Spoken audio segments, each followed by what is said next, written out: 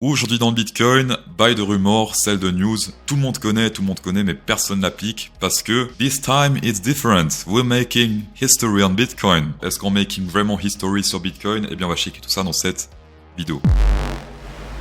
Bravo également à la Team Plus qui a gagné. Le gagnant des $50 sur BingX s'affiche à l'écran et la question que tout le monde se pose, est-ce que lundi matin, à 9h, le prix du Bitcoin Price sera au-dessus des 46 000 $ ou sous ce prix? Mettez simplement plus ou moins la fin de votre commentaire pour gagner potentiellement $50 sur BingX comme le gagnant du jour. Tapez dedans. Pour ceux qui savent pas encore, qui vivent dans une grotte, bilan du premier jour de cotation des ETF Bitcoin au comptant, 4,5 milliards de dollars. Ce qui est vraiment pas mal. Comparé au futur ici sur tous les exchanges, on est sur du 11 milliards d'open interest ouvert, 4,5 milliards, ça représente environ, je dirais de tête comme ça, 40%, ce qui est énorme. Sachant que l'open interest, c'est toutes les positions qui sont ouvertes depuis très longtemps. Si on prend juste sur une seule journée, ici par exemple, on est sur un changement de, par exemple, une grosse bougie comme ça fait environ 900 millions de dollars de changement sur une seule journée. L'ETF, pour l'instant, il pose ses burnes sur la table. Et autre chose très importante à mentionner également, ce sont des ETF spot. Ça signifie que les investisseurs chez BlackRock, ce qu'ils peuvent se faire, c'est de l'argent quand le Bitcoin monte. Donc ils se font de l'argent simplement s'ils parient à la hausse, mais parient à la baisse, impossible. À part si peut-être ils ont un deuxième compte sur BingX ou sur BitGet, là dans ce cas, on peut fermer un œil, mais après ça me regarde pas. Parlons maintenant du sentiment, du sentiment. Pour l'instant, il y a trop peu d'historique sur le Bitcoin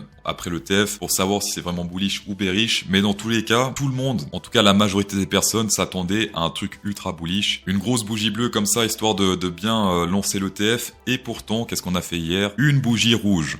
Noir sur mon graphe. Il est clairement trop tôt pour en prendre des conclusions, mais en tout cas pour l'instant le sentiment est ultra bullish et pour l'instant il se passe pas grand chose. J'ai shaké un peu le sentiment hier sur Twitter, il y a énormément de personnes qui sont ultra bullish, il y a également beaucoup de personnes qui sont extrêmement bearish, mais moins, il y a un peu moins quand même de personnes qui sont bearish, et pour les gens qui sont neutrales, c'est-à-dire qui sont... Neutral, y a personne qui sait réussir ça. Voilà. Donc pour moi le scénario le moins probable, pour l'instant, c'est ça je vire parce que je pense pas que c'est ça qui va se produire. Pour ce qui est du range et des stop loss, il y en a énormément, je pense, ici sur ce top, énormément également ici sur cette zone-là, sur le bottom, parce que pas mal de rejets à la hausse. Donc si on cherche cette zone-là à la hausse et cette zone-là à la baisse, ou inversement, d'abord le bottom et ensuite le top, on viderait littéralement tout le marché. Une des probas également qui est plutôt bearish, mais qui est totalement possible parce que le Bitcoin, historiquement, nous a fait des tops un peu similaires. Regardez bien si on dézoome un peu. Mettre ça en 3 jours 10, c'est plus précis, je trouve. Regardez bien les ATH, ou plutôt les tops sur le Bitcoin. Qu'est-ce qu'il nous fait? On a un top ici, légèrement plus haut. Sélection naturelle, on a un top ici, légèrement plus haut, sélection naturelle, hop. On a un top ici, légèrement plus haut, to the moon, sélection naturelle, et même ici, on a un top légèrement plus haut, sélection naturelle. Et même théoriquement, regardez ici, on a un top légèrement plus haut, sélection naturelle. Et là, on a un truc un peu légèrement similaire, on a un top ici, légèrement plus haut, et donc une réintégration de ce niveau plus ou moins autour des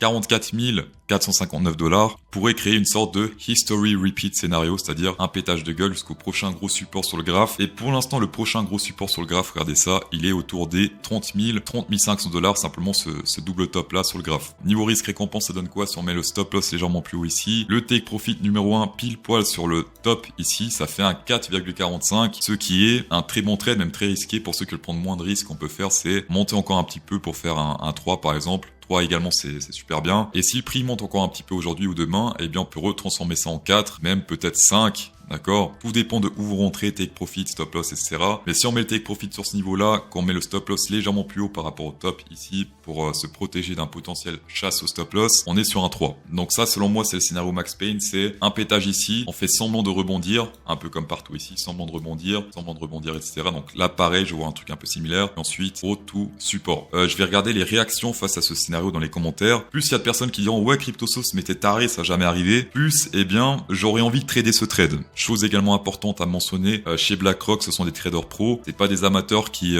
FOMO après un pump de 100%. Ça, c'est que mon avis personnel. En tant qu'investisseur, avancé qu'il y a pas mal de capital dans les cryptos, mais également dans les marchés traditionnels. C'est pas après un pump comme ça que j'ai envie d'investir dans un marché, simplement. Du Bitcoin, j'en achète où? Eh bien, quand on est dans cette zone-là, quand on est également dans cette zone-là, j'en avais acheté un peu. Je loupe souvent les bottoms exacts, mais ceux qui cherchent les bottoms exacts, souvent, ne rentrent pas dans le marché. Buy the rumor, sell the news, ça marche toujours. Et d'ailleurs, un autre exemple ici, ici, on a l'Open Interest Bitcoin comparé à l'Open Interest du Ethereum. Excusez-moi, la qualité est un peu dégueulasse, mais c'est pas grave, on reconnaît. L'Open Interest, c'est le violet. D'accord? Depuis qu'on range ici, qu'est-ce qui se passe? L'Open Interest se pète la gueule sur le Bitcoin. Et qu'est-ce qui se passe sur le Ethereum? Eh bien, il pump totalement. Pourquoi le Ethereum pump totalement et le Bitcoin galère un peu? Déjà, il y a des signes de force sur la dominance, mais pas que. D'accord? Si le ETF Bitcoin est approuvé, le prochain dans la file d'attente, c'est lequel, logiquement?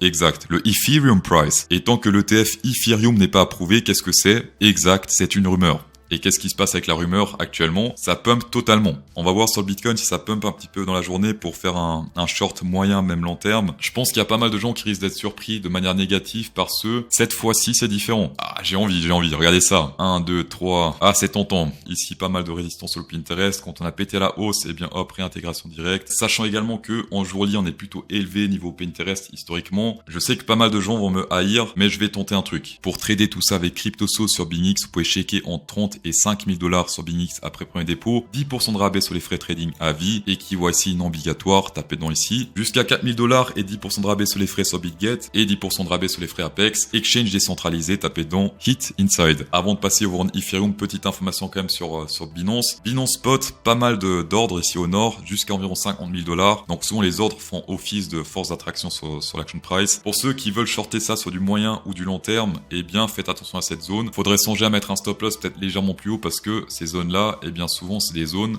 d'attraction. La deuxième solution pour ceux qui sont bearish, qui ont peur d'une grosse tige qui va jusqu'à 52 000, 55 000, eh bien c'est un put. Un put sur 4 semaines, 8 semaines, 2 mois, 3 mois, etc. The Ethereum price, because look at this.